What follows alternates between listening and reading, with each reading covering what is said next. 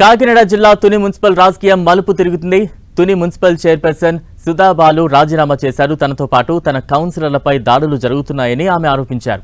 తునిలో మహిళా కౌన్సిలర్లు భయంతో బతుకుతున్నారని, అర్ధరాత్రి భయంతో తనకు మెసేజ్లు చేస్తున్నారని ఆవేదన వ్యక్తం చేశారు.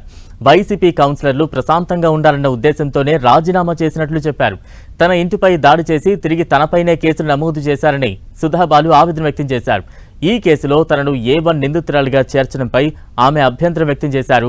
టీడీపీకి 10 మంది, వైసీపీకి 17 మంది సభ్యుల బలం ఉన్నప్పటికీ వైస్ చైర్మన్ పదవిని చేజిక్కించుకోవడం కోసం కుట్రలు పన్నుతున్నారని, అందుకు వ్యతిరేకంగా తాను రాజీనామా చేస్తున్నారని ఆమె ప్రకటించారు.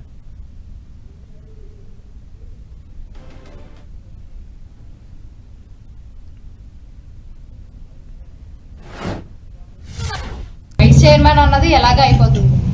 నెక్స్ట్ చైర్మన్ మీద ఎలాగా వాళ్ళకి కావాల్సింది వాళ్ళ కుర్చీ. ఎందుకంటే ఇప్పుడు నేను చెప్పాను కదా, ఎజెండాలో సంబంధించిన విషయాలన్నీ వాళ్ళకి అవ్వట్లేదు. వాళ్ళు అవినీతి చేయాలి, వాళ్ళు దౌర్జన్యాలు చేయాలి. అవి చేయాలంటే వాళ్ళకి ఆ కుర్చీ కంపల్సరీ కావాలి. మేము ఎలాగా రిజెక్ట్ చేస్తాం. నా కౌన్సిల్ సభ్యులు ఇబ్బంది పడకూడదు.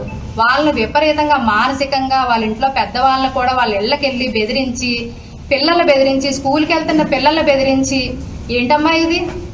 అసలు ఈ పరిస్థితి నా తుని చరిత్రలో, ఎందుకంటే నా పుట్టినిల్లు మెట్టినిల్లు కూడా ఇదే. నేను వేరే ఊరి నుంచి అత్తింటికి రాలేదు. ఇదే నా పుట్టినిల్లు, ఇదే మెట్టినిల్లు.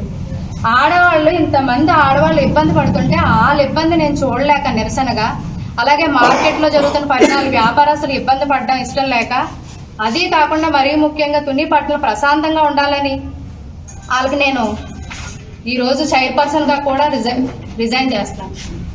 ఇంత దారుణంగా ఒక మహిళా ఎమ్మెల్యే ఉండి, ఒక మహిళా చైర్మన్గా నేనుండి, ఇంతమంది మహిళలుండి, ఒక హోమ్ మినిస్టర్, ఒక మహిళ, మన మహిళలకి ఇంత దౌర్జన్యంగా ఇలా చేస్తుంటే ఇంకా మా రక్షణ ఏముంది? నిన్న ఒక 5 ఏళ్ల చిన్నారి మీద అత్యాచార వార్తల్లో ఎప్పుడైనా విన్నామా మన తుని చరిత్రలో? ఎప్పుడు లేదంటే మహిళలకి రక్షణ అన్నది లేదు, ఖచ్చితంగా లేదు. వాళ్ళు రేపు అడుగు పెడితే బయట ఏం చేస్తారో కూడా తెలియదు.